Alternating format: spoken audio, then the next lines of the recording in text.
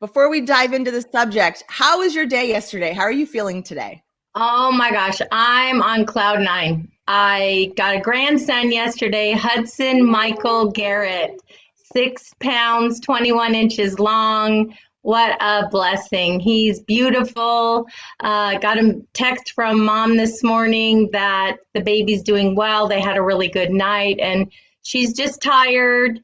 But besides that, we're all just so grateful that he was born healthy and everything's perfect. So thank you for asking. We're really, really excited. Congratulations to you and Thank Bob you. and Thank the you. parents, Bob's son. That's so exciting. Yes, Congratulations. yes. Isn't it amazing? New life is just so amazing. I Having that know. And opportunity. my granddaughter was born 4.5 months ago, Harper. So having two little ones, and it just adds such fun to your life. Every morning I want to see what they're doing. So thank God for FaceTime. Yes, yes, yes. I get to And be there Zoom and every all day with FaceTime. So it's really nice. that is so beautiful. Yay. Well, congratulations to So you both. thank That's you. really Thank you. amazing. Thank you. So excited for you. Okay, so let's talk about this subject, Shelly. This is All right. something that really resonates for me because prior to really looking at life in this way and kind of stepping back and seeing your life as a story that you're telling yourself, it's interesting how we do make up stories, how we kind of have this one frame of reference, our story and whatever we're telling ourselves and about our lives and about the people around us, sometimes with not all the information, most of the time, with not all the perspectives and all the information. We form judgments and opinions, and it can maneuver how we react in life and how we respond to other people. So I'm wondering, Shelly, if you have a personal story or something that you could share with our audience to make it this real for them so they can really relate to what we Absolutely. mean by your story. What I'd like to tell everybody is, there are a lot of divorce in the world, and I have been divorced and I'm remarried and things are going really well.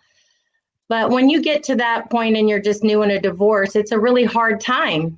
And you can be the victim and you can feel sorry for yourself. And I feel really lucky that I just decided when I was getting divorced that I was going to put these blinders on, that I was not going to do what was fair or whatever. I was going to do what was right and going to make it good for my girls. I had two daughters, and I knew I couldn't be a dad. I could be a good mom, but I couldn't be a dad. So what I really wanted to do was make the best of a really horrible thing. And people change, and I tried to come from a loving place and to take my part and to forgive him for his part. And fast forward, I have grown daughters that have really done well with a divorced family. Their dad and I are good friends. We, help each other. We can talk to one another about anything with our families. We get along with significant others.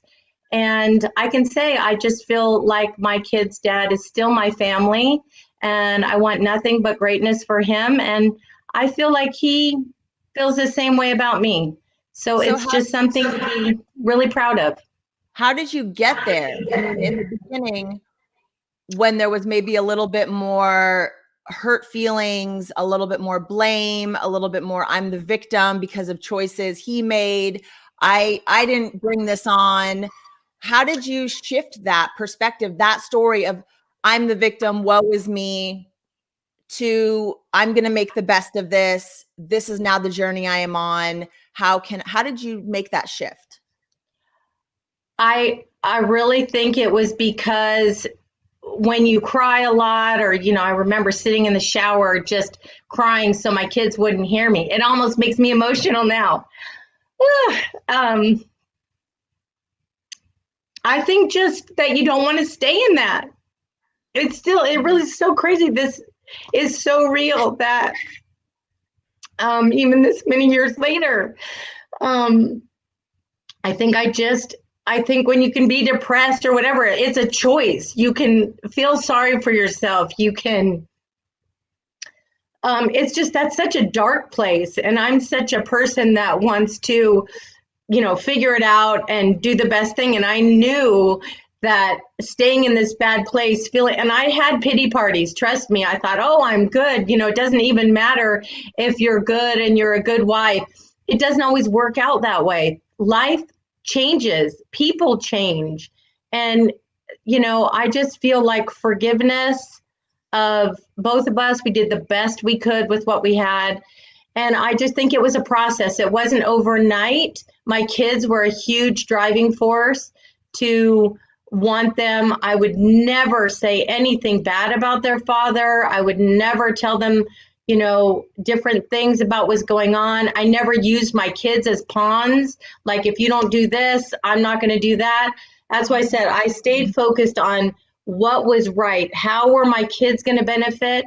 And so I think sometimes for people, maybe you could just, at least it worked for me, is make it about something else or someone else to see the good.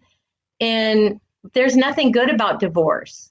But if you can come out of it being friends, and my current husband and his ex-wife Claudia, her and I are friends. We celebrated our birthdays at a concert together. I mean, it can happen.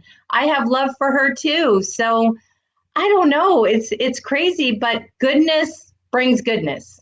Yeah, I agree with that, Kelly. I love how you were able to respond, and maybe at first it was a little bit challenging, but then able to really come back in and hold space for yourself and hold space for everyone involved, and really just wanting love at the end of it. Like, that's the end goal, right? You want to be able to have everyone get along and have peace and harmony, and the relationships are what matter, right? The connections are what matter. You shared these children, and so you could either choose for it to be negative and take out your anger and your frustration on them and on him and woe is me, or you can just say, what's my end goal?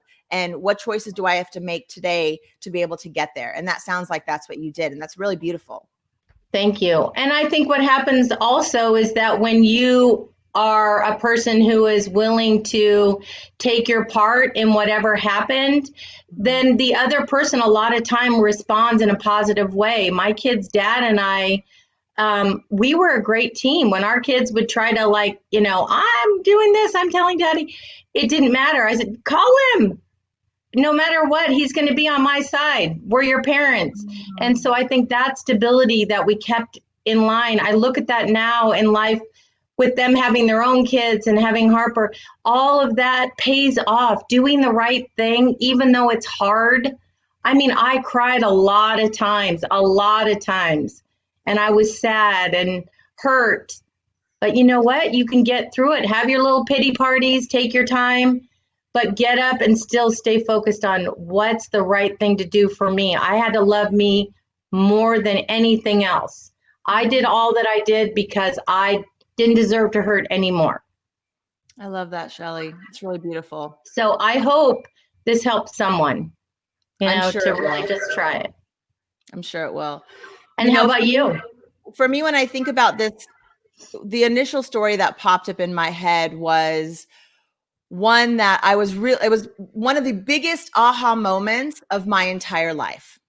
So when my daughter, Emmy, who's the producer of our show, thank you very much, Emmy, I love you. Thank you for being here every morning with us. When she was just 4 or 5 years old, she was really little, and she was the one of the flower girls at my then best friend's wedding. And I was in my early 20s, married, and at Denise's wedding, when I was saying goodbye to them, I walked out back. It was at this farm. It was this beautiful setting. And I saw them passing around what looked like a marijuana bong, like smoking marijuana at her wedding. And we were in our 20s, and we hadn't really stayed super, super close. And I had never seen drugs in my entire life, any kind. In fact, growing up in the 80s, I had a mom who told me, if you ever do anything one time, it's going to kill you. So I was petrified. I was like, say no to drugs. I hardly drank.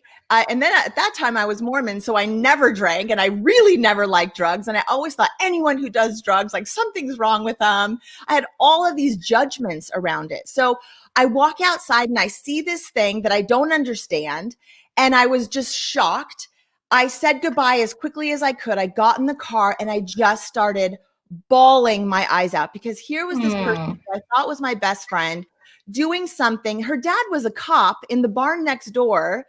And I'm sitting here thinking, and this is when it was illegal, right? And I started making up all these stories around Denise and smoking marijuana. And my gosh, if she could do this at her wedding, she must do this all the time. And all her bridesmaids, and I was one of her bridesmaids, and all her bridesmaids and all her groomsmen were sitting around passing this thing except for me. So I thought, oh, and she knew that I would never want to do it. So, I mean, the stories I was telling myself. So we only hung out a couple more times after that because fear held me back so much. I was so afraid to breach the subject with her. I was so afraid to ask her, how do you justify making this choice at your wedding? Or what was that about? Or I don't understand. Can you tell me more about what happened there? I mean, I was just petrified to even touch the subject. So I just ignored it, and we hung out a few more times, and it felt to me like there was this giant elephant in the room. And over the course of 18, 15, 16, 17 years, something like that, we hardly talked. And as I was writing the book that I wrote about 2 years ago, I got to this space where I felt like I understood. I've dived into the quote unquote drug world. I understand things so much more. I understand. I've researched marijuana. I've researched psilocybin. I've researched all these different drugs and the different levels, and how some are super, super addictive, and how some are really healing and really can help with things. And a lot of my judgments that I had sort of went away as I got older and more mature and had more of an open mind to really research things. And more than anything, I felt like I owed her an apology for just being so judgmental, that if her friendship really mattered to me, if I was really strong enough and not fearful enough, I would have brought it up to her. Like today, I would, in a heartbeat, I would say something to you as my best friend. If I felt a certain way about something, I wouldn't just stop talking to you. But at that point, I was so afraid of communication. I was so afraid of what might happen. I was so afraid that talking to her might end our friendship, but our friendship ended anyway because we weren't talking. We weren't being open with each other. We weren't being honest. So I got this feeling that I needed to call her and just lay it all out, and then just apologize for being so fearful and so judgmental. So I called her one morning and I laid the whole story out. And this is what happened. She said, wait, Eva, do you think that I was smoking pot at my wedding? And I said, yes, you were passing around this thing. I was bawling my eyes out, and I just didn't know. And I'm sorry about it. She goes, hold on. I have only smoked pot once in my life, and that was when I was in 9th grade. And I just fell off my chair. Like, wait, what? She said, Eva, that was hookah, which is basically tobacco, but it was out of some big, huge pipey thing. Oh my gosh. That I had never seen before. So for over a decade, about 15, 16 years, I can't remember the exact time frame, but it was a long period of time. I lost my best friend for a story that I was telling myself that wasn't even true. I mean, that's the impact that the stories that we tell ourselves can have when we are afraid about the connection. What is more important to you? The human connection that you have, whether it's with your soon to be or now ex-husband, whether it's with a best friend, whether it's with a child, a coworker, a boss, what's more important to you? Your connection and working through your story, your version of what's ever happening, and holding space for other people's versions? Or is That's your why story That's why I think communication is key. You know, having that difficult conversation, regardless of how scary it is at times. I know it can be challenging, but it's really freeing when you can talk about things and see it from someone else's perspective, regardless. Even if she was smoking pot, that was still her wedding day, her choice. And either way, if had you been able to say, gosh, I'm so scared, or whatever you were really feeling about what she did, or, you know, how that made you feel, I just think that it would have been better if you could have just talked to her. But you live and you learn. So much better. And look at the story you told yourself. It was all for nothing. You have no idea how many times I told that story over and over again, also to people, because I felt so like, oh my gosh, I can't believe my best friend. And I was just telling a lie, because I was unwilling to step towards that fearful conversation. And had I done it, had I just mustered up the courage to say how I really felt from a loving place, I would have had my best friend in my life this whole time. Instead, we grew apart. She just thought we grew apart because I had so many kids and I got busy with life and we were just in different spaces. And while that may have been a contributing factor, certainly the choices that I made had a huge impact on that. So I just think that both of our stories really are reflective. And I hope that our audience, you can think of what stories you're telling yourself, whether it's where you are right now in your life, and how do you want to improve your connections with the people in your life? Are you being honest? Are you expressing your feelings? I want to remind everyone, please like, subscribe, share this information with someone else. If you think that knowing and understanding your story and being able to be a good editor of your own story, or being a good editor for your friends, not just being like, yeah, you know, you're right, that guy's a jerk, or, you know, you're right, your boss this, or I can't believe she did that. Really asking critical questions is so important. Tomorrow, also, I think looking at yourself, Eva, everyone needs to look at themselves. You can't change another person. So you can look and reframe things for yourself. You know, absolutely. I just think that if you look at yourself and you try to take your part, it just makes it so much easier to work on yourself than work on someone else, because what you do about yourself is reflective of how people look at things. I don't mind saying I'm sorry first. I really don't. And it doesn't matter whose fault it was. If it starts, you know, the talking again, I'd rather be the person to say, look, you know, this is my part and I'm so sorry. And it just makes another person open to looking at themselves and looking at things a little differently. Absolutely. So I really hope everybody has a great day. This was helpful. I love your story. I'm glad you figured it out, though. It took 10 years, but still. Yes, me too.